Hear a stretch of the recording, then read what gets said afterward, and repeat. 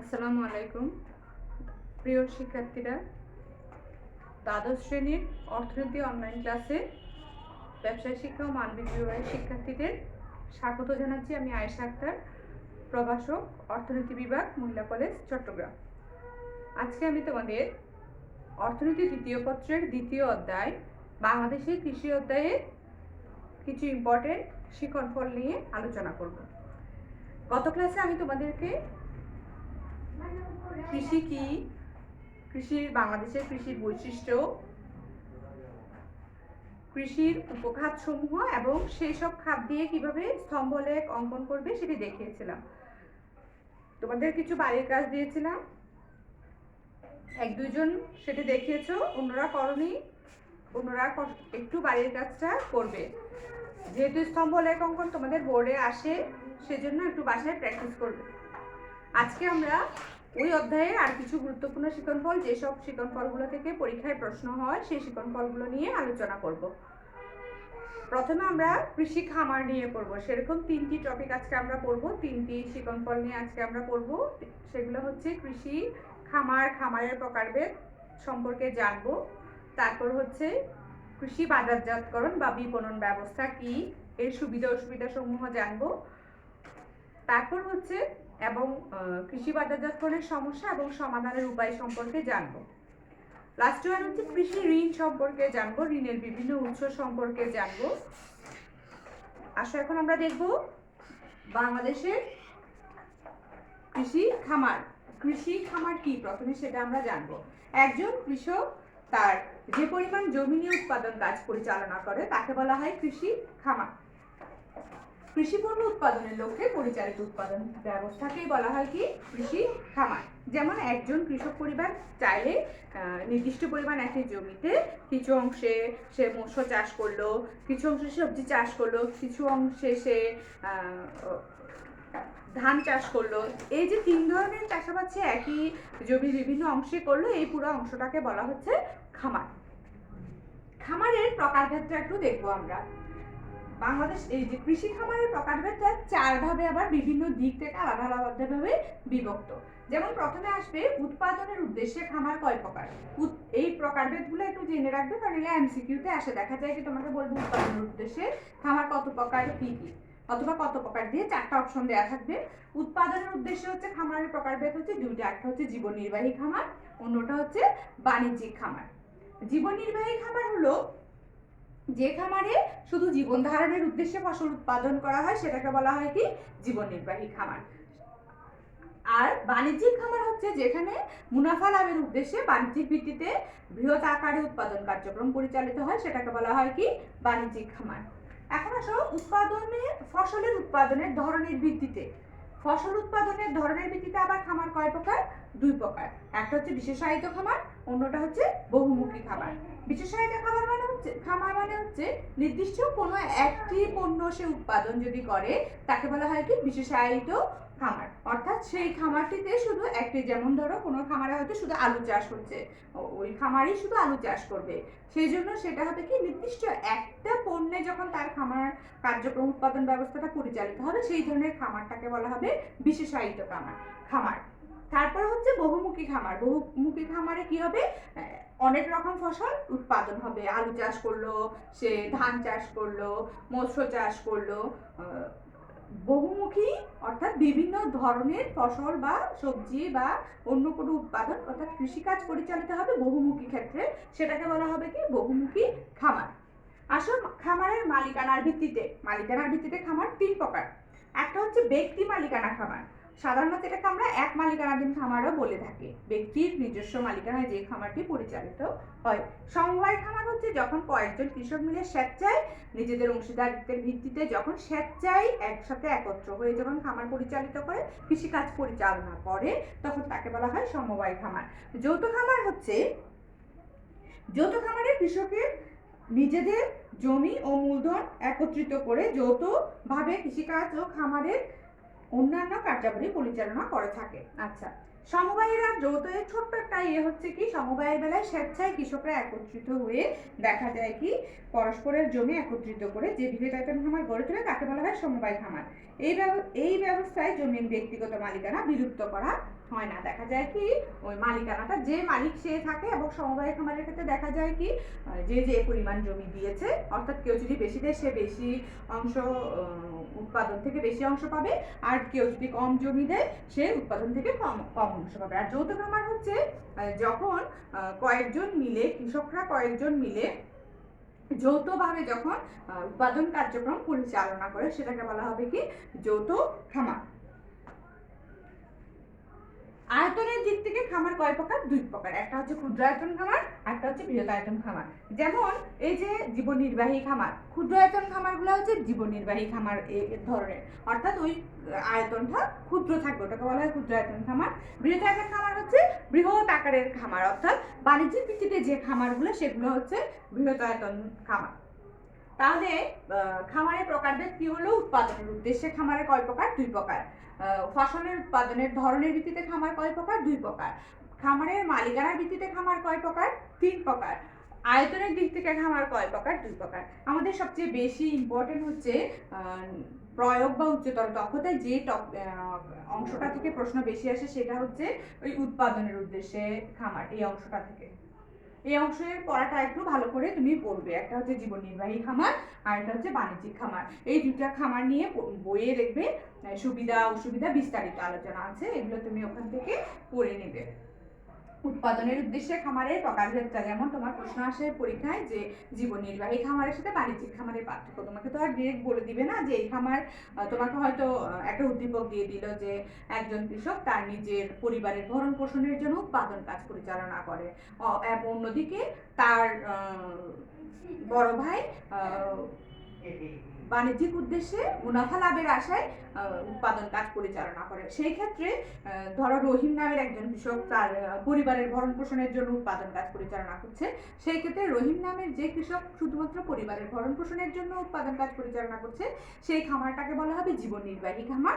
আর তার ভাই যে বৃহৎ আকারে বাণিজ্যিক উদ্দেশ্যে বাজারজাতকরণ করবে এবং বিক্রি করবে লাভের উদ্দেশ্যে, সোজা কথা মুনাফা লাভের উদ্দেশ্যে বাণিজ্যিক ভিত্তিতে উৎপাদন কাজ পরিচালনা করছে, সেটা হবে বাণিজ্যিক খামার। তখন দেখা যায় তোমাকে বলবে যে রহিম সাহেব এবং তার ভাইয়ের খামারের মধ্যে পার্থক্য তুলে ধরো, তার মানে জীবন নির্বাহী খামার ও বাণিজ্যিক খামারের মধ্যে তুমি পার্থক্য তুলে ধরবে।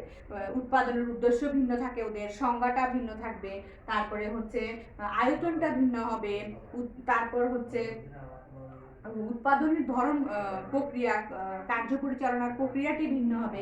দেখবে এরকম 6-7টা, তুমি 8-10টার মতো বইয়ে দেওয়া আছে, তোমার অতগুলো পড়তে হবে না, তুমি 6টা বা 7টা পড়ে নিলেই হবে। একটু ইম্পর্টেন্ট থেকে কয়েকটা সংজ্ঞাটা অবশ্যই ভালোভাবে পড়ে নেবে। একদম সহজভাবে বোঝার উপায় হচ্ছে জীবন ধারণের জন্য বা পরিবারের ভরণ পোষণের উদ্দেশ্যে যে খামার পরিচালিত, কৃষক যে খামার উৎপাদন কার্যক্রম পরিচালনা করে থাকে সেই খামারকে বলা হয় জীবন নির্বাহী খামার। আর বাণিজ্যিক উদ্দেশ্যে মুনাফা লাভের আশায় যে খামার পরিচালিত হয় সেটা হচ্ছে বাণিজ্যিক খামার। এখন আমরা দেখব, এই ছিল হচ্ছে খামারের আলোচনা। এখন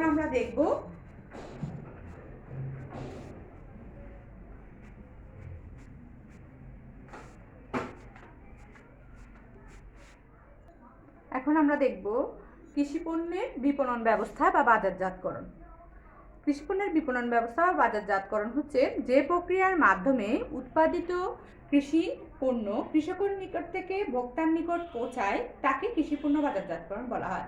অর্থাৎ কৃষক পণ্য উৎপাদন করা থেকে শুরু করে ভোক্তার নিকট পৌঁছানো পর্যন্ত যে প্রক্রিয়াটা চলে, পুরা প্রক্রিয়াটাই হচ্ছে কি কৃষি পণ্যের বাজারজাতকরণ। পণ্য বাছাইকরণ, প্যাকেটজাতকরণ, ওজন করা, তারপরে ভোক্তার নিকট যে পৌঁছায় সে পৌঁছানো পর্যন্ত যে ধাপটা, ওটাকে বলা হয় কি বাজারজাতকরণ বা কৃষি পণ্যের বিপণন ব্যবস্থা। বিপণন ব্যবস্থার গুরুত্ব হচ্ছে, প্রথম এটা হচ্ছে কৃষি উন্নয়ন। কৃষি পণ্যের সুষ্ঠু বাজারজাতকরণের মাধ্যমে কৃষি পণ্যের উপযুক্ত মূল্য পাওয়া গেলে তবে কৃষিতে বিনিয়োগ বৃদ্ধি পাবে, তবে কৃষি উৎপাদন বাড়বে, কৃষক লাভবান হবে। তাই কৃষি উন্নয়নের জন্য কৃষি পণ্যের বাজারজাতকরণ খুবই প্রয়োজন। কৃষি উন্নয়ন করতে হলে অবশ্যই কৃষি পণ্যের ন্যায্য মূল্যটা নিশ্চিত হতে হবে, আর সেই ক্ষেত্রে বাজারজাতকরণ একটা বড় ভূমিকা পালন করে। কর্মসংস্থানের সুযোগ সৃষ্টি, পণ্যের গুদামজাতকরণ, পরিবহন, নমুনাকরণ, বাছাইকরণ, ঝুঁকি গ্রহণ, অর্থসংস্থান ইত্যাদি কাজে প্রচুর লোকের প্রয়োজন হয়। সেই ক্ষেত্রে যেহেতু বিভিন্ন ধাপে লোকের প্রয়োজন হয়, তখন কিছু মানুষের কর্মসংস্থানের সুযোগ সৃষ্টি হয় বাজারজাতকরণ প্রক্রিয়ার মাধ্যমে।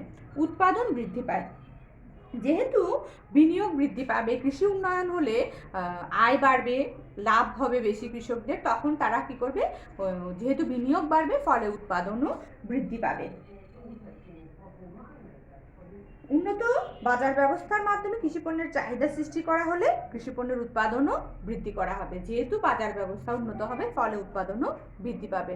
কৃষি পণ্যের সুষম যোগান, একটা উন্নত সংগঠিত বাজার ব্যবস্থা দেশের সকল অঞ্চলে কৃষি পণ্যের সুষম যোগান নিশ্চিত করতে পারে। যেমন রাজশাহীর আম সারা দেশে পাওয়া যায়, এটা যদি বাজারজাতকরণ ব্যবস্থা না থাকতো না তাহলে এটা কিন্তু এটা সম্ভব ছিল না। বাজারজাতকরণ ব্যবস্থা আছে দেখেই, বাজারজাতকরণের পদ্ধতিতে আছে দেখেই আমরা কিন্তু অন্য অঞ্চল থেকে, বিশেষ করে কাঁচামাল সামগ্রীগুলো অন্য অঞ্চল থেকে আমাদের অন্যান্য বিভাগে অনেক সময় বাইরের দেশেও রপ্তানি করে এর পেরাটা আসছি আমরা।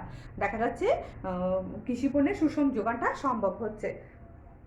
তারপর হচ্ছে ঝুঁকি হ্রাস।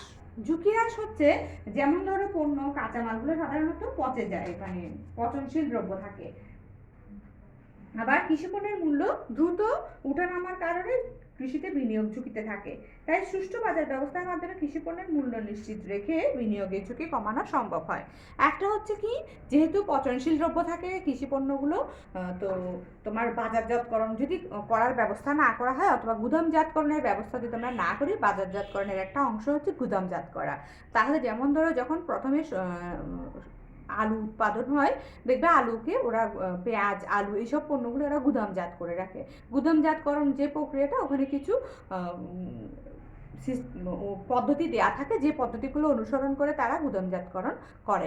সেই ক্ষেত্রে দেখা যায় কি, যদি বাজারজাতকরণ পদ্ধতিটা না থাকে বা পণ্য ভোক্তার নিকট পৌঁছানোর ব্যবস্থা না থাকে, তাহলে কৃষকের ওইখানে সে ন্যায্য মূল্যটা পায় না, কম মূল্যে তাকে দেখা যায় সেটা বিক্রি করে ফেলতে হয়, কারণ সে অন্য অঞ্চলগুলোতে পণ্যটা পৌঁছাতে পারে না।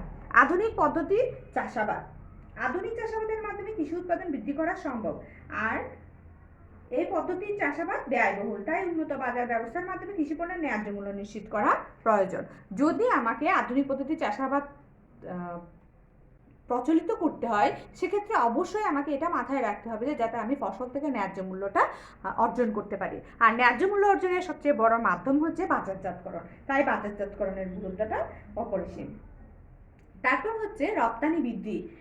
সুসংগঠিত উন্নত বাজার ব্যবস্থার মাধ্যমে কৃষকদের নিকট থেকে আন্তর্জাতিক বাজার পর্যন্ত পণ্যের সহজ হস্তান্তর ও মান সংরক্ষণ নিশ্চিত করার মাধ্যমে কৃষিপণ্যের রপ্তানি বৃদ্ধি করা যায়। কৃষিপণ্যের রপ্তানি বৃদ্ধিতে বাজার ব্যবস্থা অত্যন্ত গুরুত্বপূর্ণ। রপ্তানি যদি তুমি বৃদ্ধি করতে চাও, অবশ্যই কৃষিপণ্যকে বাজারজাতকরণ করে, বাজারজাতকরণের মাধ্যমে আন্তর্জাতিক বাজারে এনে তোমাকে কি করতে হবে, পণ্যটাকে বিক্রয়ের ব্যবস্থা করতে হবে। আয়ের সুষম বন্টন, সুসংগঠিত বাজার ব্যবস্থা কৃষককে পণ্য বিক্রয়ের ক্ষেত্রে দালাল, ফড়িয়া, ব্যাপারী ইত্যাদি মধ্যস্বত্বভোগীদের হাত থেকে রক্ষা করতে পারে। এইখানে সবচেয়ে বড় যে প্যারাটা তোমার দেখবে, বিভিন্ন উদ্দীপকে তোমার এই পড়াটা আসে, বিভিন্ন নামে এই শব্দটা ব্যবহার করা হয়। কোনো উদ্দীপকে দেখবে বলবে দালাল, কোনো উদ্দীপকে দেখবে বলবে ফড়িয়া, কোনো উদ্দীপকে দেখবে বলবে ব্যাপারী। আসলে এটা মানে সহজভাবে বুঝতে গেলে হবে মধ্যস্বত্বভোগী ব্যবসায়ী। যেমন ধরো কৃষকদের কাছ থেকে একটা শ্রেণী পণ্যগুলো ক্রয় করে নেয় একেবারে কম দামে, পরবর্তীতে সে কি করে, সেই পণ্যটি বেশি দামে অন্য দূরবর্তী বাজারগুলোতে এনে বিক্রি করে। যেমন ধরো গ্রামের কৃষকদের থেকে এসে, যেখানে কৃষি উৎপাদন হয়, আমাদের দেশে বেশিরভাগ গ্রাম অঞ্চলে কৃষিকাজ পরিচালিত হয়ে থাকে, তো দেখা যায় গ্রামের কৃষকদের থেকে একটা শ্রেণী, তাদেরকে বলা হয় মধ্যস্বত্বভোগী ব্যবসায়ী। কেউ কেউ ওই শব্দটা কারো ভাষায় ওটা দালাল বলে, কেউ ওটাকে ব্যাপারী বলে, কেউ ফড়িয়া বলে। এরা এই মধ্যস্বত্বভোগী ব্যবসায়ীরা করে কি, ওই কৃষকদের কাছ থেকে কম মূল্যে পণ্য কিনে আনে এবং পরবর্তীতে শহরে এসে সেটা তারা বেশি দামে পণ্য পণ্যটা বিক্রি করে। সেই ক্ষেত্রে দেখা যায় কি প্রকৃত যারা কৃষক তারা ন্যায্য মূল্য থেকে বঞ্চিত হয়। যদি আয়ের সুষম বন্টন না হয় সেই ক্ষেত্রে আয়ের কিন্তু আর সুষম বন্টন হয় না। হয়তো ভোক্তা বেশি দামে পণ্যটি ভোগ করছে কিন্তু কৃষক বেশি দামটা পাচ্ছে না, ন্যায্য মূল্যটা কৃষক পাচ্ছে না। সেই জন্য ন্যায্য মূল্য নিশ্চিত করতে হলে, আয়ের সুষম বন্টনটা নিশ্চিত করতে হলে বাজারজাতকরণের গুরুত্ব রয়েছে। শিল্পায়নের সহায়ক, শিল্পায়নের প্রধান যে কাঁচামাল হচ্ছে কৃষির বিভিন্ন দ্রব্যগুলো, যেমন কাঁচা পাট, তারপর আখ, চা, তামাক, এগুলো সব হচ্ছে কাঁচা শিল্পায়নের কাঁচামাল। এসব দেখা যায় কি কৃষি বাজার উন্নত হলে শিল্পের কাঁচামাল যেমন পাট, আখ, চা, তামাক সরবরাহ নিশ্চিত হবে এবং এতে শিল্প উন্নয়নের পথ সুগম হবে। যেহেতু তুমি কাঁচামাল নিশ্চিতভাবে পাবে, বাজারজাতকরণের মাধ্যমে শিল্প পর্যন্ত কাঁচামালগুলো পৌঁছে যাবে, ফলে দেখা যাবে কি উৎপাদন বৃদ্ধি পাবে এবং সেটা শিল্পায়নে সহায়ক হবে। যেহেতু সহজে তুমি কাঁচামাল পাবে, ফলে উৎপাদনও সহজে পরিচালনা করতে পারবে। সবচেয়ে বড় যে ব্যাপারটা সেটা হচ্ছে অর্থনৈতিক উন্নয়ন। বাংলাদেশের কৃষিপণ্য বাজারজাতকরণের মধ্য দিয়ে অর্থনৈতিক উন্নয়ন ত্বরান্বিত করা সম্ভব। অর্থনৈতিক উন্নয়ন ত্বরান্বিত করতে হলে বাজারজাতকরণ অবশ্যম্ভাবী, একেবারে জরুরি একটা ব্যাপার হচ্ছে বাজারজাতকরণের গুরুত্ব একেবারে তুমি অনস্বীকার্য। অর্থনৈতিক উন্নয়ন করতে হলে এই যে যেমন কর্মসংস্থানের সুযোগ সৃষ্টি হলেও কিন্তু অর্থনৈতিক উন্নয়ন হবে। কেন? কর্মসংস্থানের সুযোগ সৃষ্টি হলে মানুষের আয় বাড়বে, আয় বাড়লে বিনিয়োগ বাড়বে, বিনিয়োগ বাড়লে উৎপাদন বাড়বে। এভাবে প্রক্রিয়াটা অর্থনৈতিক উন্নয়নের দিকে ধাবিত হবে, যা আমাদের দেখা যাবে কি ওই অর্থটা আমাদের জাতীয় আয়েও অবদান রাখবে। এরপরে আমরা দেখব যে বাজারজাতকরণের সমস্যা। এরপরে আমরা দেখব বাজারজাতকরণের সমস্যা ও সমাধানের উপায়। সমস্যাগুলো অনেক আছে, যেসব সমস্যাগুলো দেখা যায় উদ্দীপকে বেশিরভাগ সময় দেয়া হয় বা ওই সমস্যাগুলো আমি এখানে আলোচনা করেছি এবং যে সমস্যাগুলো লিখেছি সেগুলোর সাথে রিলেটেড কিছু সমাধানের কথা বলেছি। যেমন গুদামঘরের স্বল্পতা।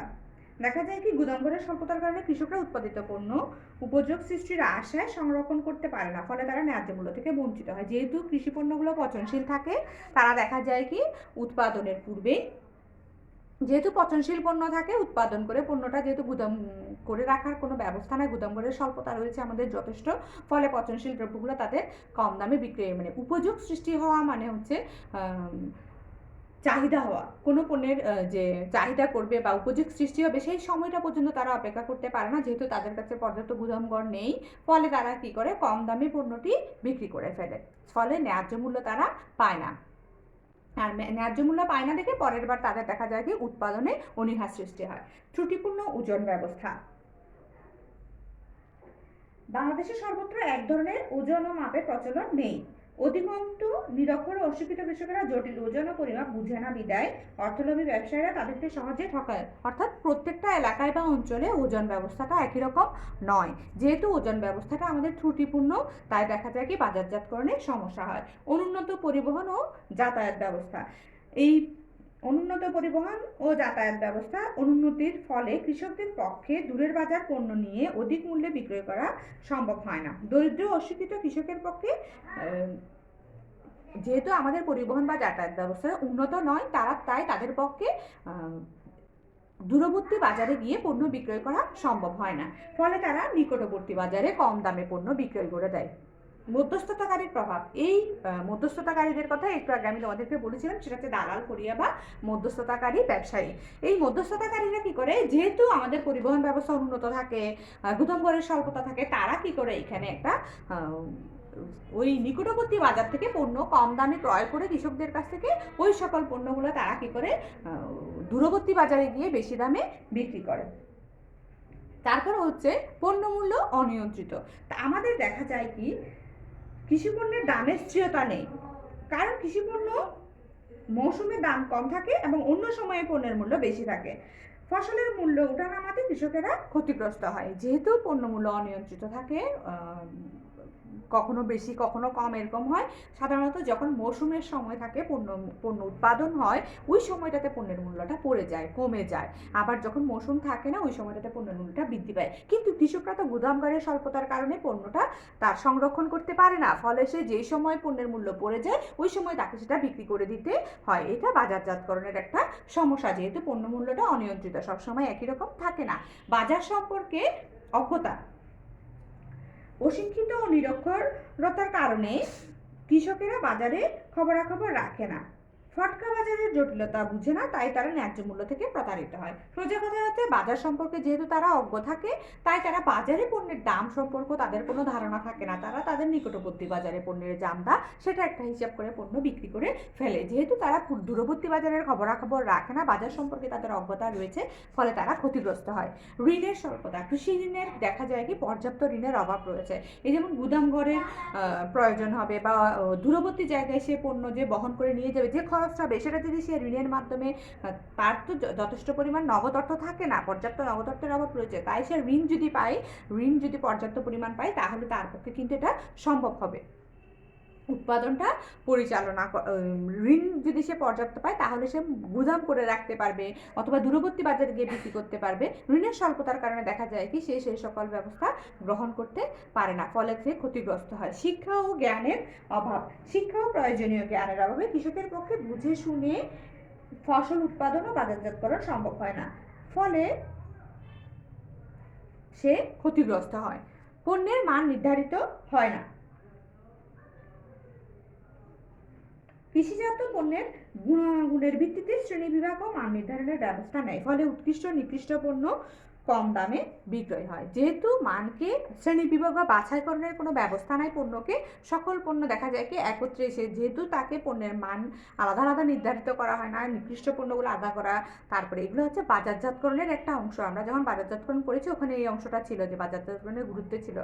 পণ্যের যে শ্রেণীবিভাগ করবো, আমি বাছাইকরণ করব, সেই বাছাইকরণের যেহেতু সুযোগ থাকে না, এটা আমাদের একটা সমস্যা। যেহেতু আমরা বাছাই করি না, সব একসাথে বিক্রি করি, তো পণ্যের মানটা সঠিক থাকে না। যেহেতু পণ্যের মান উৎকৃষ্ট আর নিকৃষ্ট পণ্য একত্রে বিক্রি হয়, ফলে দেখা যায় কি বাজারে একটি খারাপ প্রভাব পড়ে। এবং আন্তর্জাতিক বাজারে গিয়ে দেখা যায় কি আমরা এই নিম্নমানের পণ্য যখন উৎকৃষ্ট মানের পণ্যের সাথে মিশে যায়, তখন ওই মানের নিম্নমানের পণ্যটা নিয়ে আন্তর্জাতিক বাজারে আমরা প্রতিযোগিতায় টিকে থাকতে পারি না।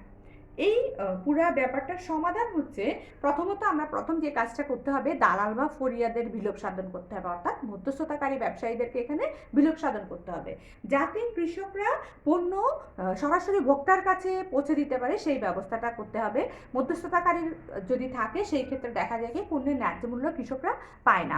গুদাম নির্মাণ ও কৃষিপণ্য সংরক্ষণের ব্যবস্থা করতে হবে, পর্যাপ্ত পরিমাণে গুদাম নির্মাণের ব্যবস্থা করতে হবে, যাতে কৃষিপণ্য সংরক্ষণ করে সে পরবর্তীতে যখন মৌসুম থাকবে না সেই সময়ও সে একটা নির্দিষ্ট দামে পণ্যটা বিক্রি করে লাভবান হতে পারে, অন্তত ক্ষতিগ্রস্ত যাতে সে না হয়। পরিবহন ও যোগাযোগ ব্যবস্থার উন্নয়ন করতে হবে, বাজার নিয়ন্ত্রণ করতে হবে, শ্রেণীবিভাগ ও নমুনাকরণ, এই যে বললাম পণ্যের মান নির্ধারিত হয় না, উৎকৃষ্ট পণ্য নিকৃষ্ট পণ্য একই জায়গায় মিশে যায়, সেই শ্রেণীবিভাগ ও নমুনাকরণের মাধ্যমে পণ্যগুলোকে বাছাই করে দুটো আলাদা আলাদা পণ্য আলাদা আলাদা দামে সেক্ষেত্রে বিক্রি করতে হবে। পর্যাপ্ত কৃষি ঋণ নিশ্চিত করতে হবে, সর্বনিম্ন মূল্য ধার্যকরণ করতে হবে, সরকারের পক্ষ থেকে পণ্যের একটা সর্বনিম্ন মূল্য ধার্য করে দিতে হবে, যাতে কৃষি মৌসুমে যে পণ্যের দামটা খুব কমে যায়, সেই ধরনের সমস্যা, তখন কৃষকরা ক্ষতিগ্রস্ত হয়, ওই ধরনের সমস্যাটা যাতে না হয়। সরকারের ক্রয় এজেন্সি গঠন, যেহেতু মধ্যস্থতাকারীরা ওই সময়ে পণ্য ক্রয় করে ফেলে এবং পরবর্তীতে তারা দেখা যায় কি বিক্রি করে, এই ক্ষেত্রে সরকার যদি একটা ক্রয় এজেন্সি রাখে, যারা কৃষকদের কাছ থেকে একটা নির্দিষ্ট পর্যাপ্ত দামে, ওই যে মূল্যটা সরকার একটা নির্ধারিত করে সেই দামে পণ্য ক্রয় করে রাখবে এবং পরবর্তীতে তারা সেটা বিক্রয় করবে, তাহলে কী হবে, কৃষকদের পণ্যগুলো যেহেতু কৃষি পণ্য পচনশীল থাকে, পচে যাবে না, ঝুঁকি থাকবে না তাদের, ফলে তারা উৎপাদন বৃদ্ধি পাবে, তাদের পরবর্তীতে সে বিনিয়োগে উৎসাহিত হবে। কর মুক্ত সুবিধা, কৃষিপণ্য রপ্তানিজাতকরণে শুল্কমুক্ত করমুক্ত সুবিধা দিয়ে রপ্তানি বৃদ্ধির উদ্যোগ সরকারকে নিতে হবে। কৃষিপণ্যের সাধারণত আমরা যখন পণ্য এক দেশ থেকে অন্য দেশে রপ্তানি করে থাকি, সরকারকে শুল্ক বা কর দিয়ে থাকি। সেই ক্ষেত্রে যদি সরকার কৃষিপণ্যের উপরে শুল্ক বা করটা কমাই দেয় অথবা মাফ করে দেয়, শুল্ক মুক্তি করে দেয় বা করমুক্ত থাকে, তাহলে কিন্তু কৃষকরা রপ্তানি করতে আগ্রহী হবে, বা রপ্তানিকারের মাধ্যমে রপ্তানি বৃদ্ধিতে সরকার উদ্যোগ নেবে। সরকার যদি এই উদ্যোগটা নেয়, তাহলে তার রপ্তানিটা বৃদ্ধি পাবে, রপ্তানি বৃদ্ধি পেলে আমাদের কৃষি উৎপাদনও বৃদ্ধি পাবে। আন্তর্জাতিক বাজারের সাথে সম্পর্ক স্থাপন, দেশের কৃষি বাজার উন্নয়নের জন্য দেশীয় আন্তর্জাতিক বাজারের মধ্যে নিবিড় সম্পর্ক স্থাপন করা খুবই দরকার। এতে রপ্তানি বৃদ্ধি পাবে এবং কৃষি পণ্যের ন্যায্য মূল্য নিশ্চিত হবে। কারণ আন্তর্জাতিক বাজারের সাথে যখন আমরা সম্পর্ক স্থাপন করব, আমার দেশে উৎপাদিত পণ্য যখন বাইরের দেশের পণ্যের সাথে প্রতিযোগিতায় অংশগ্রহণ করবে, তখন কিন্তু আমি পণ্যের মান মান সম্পর্কে সচেতন হব, ভালো মানের পণ্য আমি উৎপাদন করব, যেহেতু আমি বুঝতে পারবো যে আমার উৎপাদন এবং তাদের উৎপাদনের পার্থক্যটি, সেই জন্য আমাদেরকে আন্তর্জাতিক বাজারের সাথে সম্পর্ক স্থাপন করতে হবে। এই ছিল বাজারজাতকরণের সমস্যা ও সমাধান। এরপরে আমরা দেখব কৃষি ঋণ। কৃষি ঋণ হচ্ছে কৃষক কাজ বা কৃষিকাজের ব্যয় নির্বাহের জন্য যে ঋণ গ্রহণ করে তাকে বলা হয় কি কৃষি ঋণ। যেমন ধরো বীজ ক্রয় করা বা সার ক্রয় করা, পানি সেচের ব্যবস্থা করা, চাষাবাদের যে ট্রাক্টর যে ভাড়াটা, সাধারণত কৃষকদের দেখা যায় কি ট্রাক্টর থাকে না বা পর্যাপ্ত গবাদি পশু থাকে না, তো তখন দেখা যায় কি তারা ঋণ নিয়ে গবাদি পশু ক্রয় করে অথবা কারো থেকে ট্রাক্টরটা ভাড়া আনে। বিভিন্ন সমবায় সমিতি গ্রামে থাকে যারা এই ট্রাক্টরটা ভাড়া দেয়। সেই ক্ষেত্রে তারা দেখা যায় কি পর্যাপ্ত যেহেতু অর্থের অভাব রয়েছে, কৃষকদের পর্যাপ্ত পরিমাণ নগদ অর্থ হাতে থাকে না, সেই জন্য তারা ঋণের মাধ্যমে এই সকল কাজগুলো করে থাকে। এই বীজ ক্রয় বা সার ক্রয় বা পানি সেচের ব্যবস্থা, কৃষি উন্নয়নের জন্য বা কৃষিকাজের ব্যয় নির্বাহের জন্য কৃষকরা যে ঋণটা নিয়ে থাকে তাকে বলা হয় কি কৃষি ঋণ। কৃষি ঋণের উৎসকে আবার দুই ভাগে ভাগ করা হয়েছে। কৃষি ঋণের উৎস হচ্ছে কয় রকম? দুইটা। একটা হচ্ছে অপ্রাতিষ্ঠানিক উৎস, একটা হচ্ছে প্রাতিষ্ঠানিক উৎস। অপ্রাতিষ্ঠানিক উৎসগুলো কি কি? যেমন ধরো বন্ধু বান্ধব, আত্মীয় স্বজন, গ্রাম্য মহাজন, এরকম কয়েকটা হচ্ছে। যেমন আত্মীয় স্বজনের কাছ থেকে চাইলে কৃষক ঋণ নিতে পারে, বন্ধু বান্ধবের কাছ থেকে, গ্রাম্য মহাজনের কাছ থেকে, ধনী ব্যক্তিদের থেকে, গ্রামের যারা ধনী ব্যক্তি থাকে ওদের কাছ থেকে, বা আশেপাশে কোনো ধনী ব্যক্তি থাকে তার কাছ থেকে, গ্রাম্য ব্যবসায়ীদের, সাধারণত দেখা যায় কৃষকরা গ্রামের ব্যবসায়ীদের কাছ থেকেও কি করে ঋণ নিয়ে থাকে। ওখানে দেখা যায় অনেক সময় ব্যবসায়ীদের মানে ওই যে বলতে পারে মধ্যস্বত্বভোগী ব্যবসায়ী বা যে যার ব্যবসায়ীদের কাছ থেকে তারা ঋণ নেয়। হয়তো বলে যে ফসলের একটা অংশ আগে থেকে অগ্রিম হয়তো তারা বলে দেয় যে ফসলের এই নির্দিষ্ট অংশ তোমাকে দিয়ে দিব, তুমি চাষাবাদের জন্য আমাকে কিছু টাকা ধার দাও। গ্রাম্য মহাজনদের বেলায় দেখা যায় কি তারা চড়া সুদে ঋণ নেয়। তারপরে হচ্ছে ফড়িয়া ও ব্যাপারী। এই কয়েকটা উৎস থেকে তারা অপ্রাতিষ্ঠানিক উৎস, এগুলো কিন্তু কোনো প্রাতিষ্ঠানিক উৎস নয়। এবং সাধারণত দেখা যায় কি কৃষকদের এই সকল উৎস থেকে ঋণ নেওয়ার আগ্রহ বেশি থাকে। অনেক সময় তোমাকে আজ করা হয় যে কেন বেশি থাকে, কেন ওইটা অনুধাবন প্রশ্নে আসে যে অপ্রাতিষ্ঠানিক উৎস থেকে ঋণ নেওয়ার আগ্রহ কেন কৃষকদের বেশি থাকে। কারণ দেখা যায় কি প্রাতিষ্ঠানিক উৎস থেকে ঋণ নিতে গেলে তোমাকে কিছু ঝামেলা পোহাতে হয়, অর্থাৎ তোমাকে কিছু কাগজপত্র শো করতে হয়। যদি তুমি ধরো ভূমি বন্ধকি, এখন বর্তমানে অনেকটা সহজ করেছে, কিন্তু আগে দেখা যেত কি যথেষ্ট পরিমাণ ঋণ দেওয়ার মতো প্রাতিষ্ঠানিক উৎস নেই। আবার যে সকল উৎস রয়েছে বা যে প্রতিষ্ঠানগুলো রয়েছে তারাও বিভিন্ন জটিলতার কারণে সেখানে কৃষক গিয়ে এত সব ঝামেলা করে ঋণটা নিতে চায় না, যেহেতু তারা সহজে আত্মীয় স্বজন বা অন্যদের কাছ থেকে ঋণটা নিতে পারে। সেই ক্ষেত্রে দেখা যায় কি অনেক সময় গ্রাম্য মহাজনের কাছেও সে চড়া সুদে ঋণ নিয়ে থাকে, তারপরও সে ওই যে ঝামেলার জন্য বা যে কাগজপত্রের যে ঝামেলা বা ঋণ গ্রহণের যে ঝামেলা সেটা এড়াতে প্রাতিষ্ঠানিক উৎস থেকে ঋণ নিতে সে আগ্রহ বোধ করে না, যেহেতু ঋণটা সহজলভ্য হয় না। এই অপ্রাতিষ্ঠানিক উৎসের ঋণটা সহজলভ্য হয়, সহজে সে নিতে পারে, কিন্তু প্রাতিষ্ঠানিক উৎসের ঋণটা সহজলভ্য নয়। আচ্ছা, প্রাতিষ্ঠানিক উৎসসমূহ রয়েছে, যেমন বাংলাদেশ ব্যাংক সরাসরি কৃষকদের ঋণ দিয়ে থাকে, বাংলাদেশ কৃষি ব্যাংক, তারপরে বাণিজ্যিক ব্যাংক কয়েকটা আছে যারা কৃষকদের ঋণ দিয়ে থাকে, সমবায় ঋণদান সমিতি, দেখা যায় যে গ্রামের কৃষকদের কিছু সমিতি থাকে, তারা ওইখান থেকে ঋণ গ্রহণ করতে পারে। গ্রামীণ ব্যাংক, ভূমি বন্ধকি ব্যাংক মানে তোমার ধরো কোনো কৃষকের স্বল্প পরিমাণ জমি আছে, সে ওই জমিটা চাষাবাদ করবে, সেই ক্ষেত্রে সে হয়তো ওই জমিটা বন্ধক রেখে ওই প্রতিষ্ঠান থেকে, ভূমি বন্ধকি ব্যাংক মানে ওখানে শুধু ভূমি বন্ধকের পরিবর্তে অর্থাৎ জমিটা তাদের কাছে বন্ধক দিয়ে সে কিছু অর্থ এনে চাষাবাদ করে পরবর্তীতে সে অর্থ ফেরত দিলে জমির কাগজটা সে হয়তো ফেরত পাবে, সে ফেরত পায়। এইভাবে যখন ঋণ দেয় সেটা হচ্ছে ভূমি বন্ধকি ব্যাংক, পল্লী উন্নয়ন বোর্ড ইত্যাদি। এরা হচ্ছে প্রাতিষ্ঠানিক উৎস। এই সকল উৎস থেকে কৃষক ঋণ পেয়ে থাকে। একটা ছিল অপ্রাতিষ্ঠানিক উৎস, অন্যটা হচ্ছে প্রাতিষ্ঠানিক উৎস। এই ছিল কৃষকের কৃষি ঋণ নিয়ে আলোচনা। আজকে আমরা পড়েছি হচ্ছে প্রথমে পড়েছিলাম কৃষি খামার কি, খামারের প্রকারভেদের মধ্যে জীবন নির্বাহী খামার এবং বাণিজ্যিক খামারটা খুব ভালোভাবে পড়বে, যেহেতু ওই দুইটা প্রকারভেদ থেকেই বেশিরভাগ সময় প্রশ্ন হয়। তারপর হচ্ছে আমরা পড়েছিলাম কৃষি বাজারজাতকরণ বা পণ্য বিপণন ব্যবস্থা। কৃষি পণ্য বিপণন ব্যবস্থার সমস্যা সমাধানের উপায়, কৃষি পণ্য বাজারজাতকরণের গুরুত্ব। তারপরে আমরা দেখেছি পণ্যের সমস্যার সমাধান নিয়ে দেখা যায় কি বিভিন্ন বোর্ডে প্রশ্ন আসে। তারপর হচ্ছে কৃষি ঋণ কি, কৃষি ঋণের উৎসসমূহ নিয়ে তোমার পরীক্ষায় আসে যে কৃষি ঋণের উৎসসমূহ আলোচনা করো, অথবা তোমাকে পরীক্ষায় কিছু উদ্দীপকে বলে দেয় যে গরিব একজন কৃষক, সে তার গ্রামের মহাজন থেকে চড়া সুদে ঋণ নিয়েছে। তখন তোমাকে প্রশ্নে বলা হয় যে উদ্দীপকে রহিম কোন উৎস থেকে ঋণ নিয়েছে তা ব্যাখ্যা করো। তখন কোন উৎস হবে, যেহেতু গ্রাম্য মহাজন থেকে সে চড়া সুদের ঋণ নিয়েছে তার মানে অপ্রাতিষ্ঠানিক উৎস হবে। তখন তুমি অপ্রাতিষ্ঠানিক উৎস কাকে বলে এবং সে তার উৎসসমূহ কি কি আরো রয়েছে সেগুলো সহ ব্যাখ্যা করবে। তারপর তোমাকে হয়তো বললো যে রহিমের যে উৎস থেকে ঋণ নিয়েছে তার সাথে অন্য উৎসের প্রাতিষ্ঠানিক উৎসের পার্থক্য দেখাও। হ্যাঁ, তখন তুমি দুইটা উৎসের অথবা সেটি ছাড়াও আর যে উৎসসমূহ রয়েছে সেটি ব্যাখ্যা করো। তখন তুমি প্রাতিষ্ঠানিক উৎস সম্পর্কে ব্যাখ্যা করবে। এই টপিকগুলো থেকে বেশি প্রশ্ন হয় দেখা যায়। যেহেতু আমরা নির্বাচনী পরীক্ষার জন্য তোমাদেরকে এটা রিভিশন ক্লাস, সেজন্য ওই অধ্যায়টি একেবারে খুঁটিনাটি বিস্তারিত না করিয়ে আমি যে জিনিসগুলো সবচেয়ে বেশি পরীক্ষায় আসে এরকম টপিকগুলো তোমাদেরকে বুঝিয়ে দিয়েছি, যাতে তোমরা আরেকবার রিসাইকেল হয়ে যায় এবং পরীক্ষায় ভালোভাবে আনসার করতে পারো বা উত্তর দিতে পারো, সুবিধা হয়। সেই জন্য আমি ওভাবে ক্লাসটা দিয়েছি। তোমাদের পূর্বের ক্লাসের যারা স্তম্ভলেখ অঙ্কন করো, যে বাড়ির কাজটা ছিল করো নাই, তোমাদেরকে বলবো যে অবশ্যই তোমরা ওই বাড়ির কাজটা একটু করবে, কারণ স্তম্ভলেখ অঙ্কন দেখা যায় কি অনেক বোর্ডে এটা আসছে দ্বিতীয় অধ্যায় থেকে, আর হচ্ছে অষ্টম অধ্যায় থেকে দেখা যায় কি স্তম্ভলেখ অঙ্কন আসে। দুইটা অধ্যায়ে যেহেতু আমি তোমাদেরকে দেখিয়েছিলাম, তো তোমরা একটু স্তম্ভলেখ অঙ্কনের ক্লাসটা একটু দেখে নিবে কিভাবে অঙ্কন করতে হয়, আর আজকের ক্লাসটা একটু দেখবে।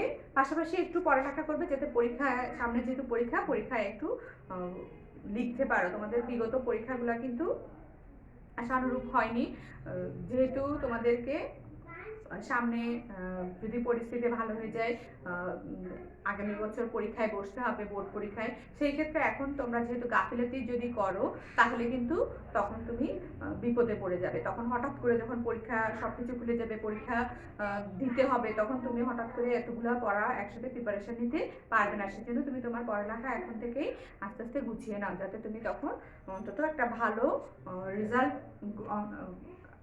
করতে পারো, যাতে একটা ভালো রেজাল্ট আনতে পারো। সেজন্য ভালো একটা মার্কস না অন্তত তোমার যাতে ভর্তি পরীক্ষায় বা যে কোনো জায়গায় তুমি যে পড়ালেখাটা এখন করবে সেটা তুমি যে কোনো জায়গায় অ্যাপ্লাই করতে পারবে। যদি তুমি না করো তাহলে সেই সমস্যাটা তোমাকে কিন্তু ফেস করতে হবে। সেজন্য বলবো যে তোমরা একটু পড়ালেখা করো। আর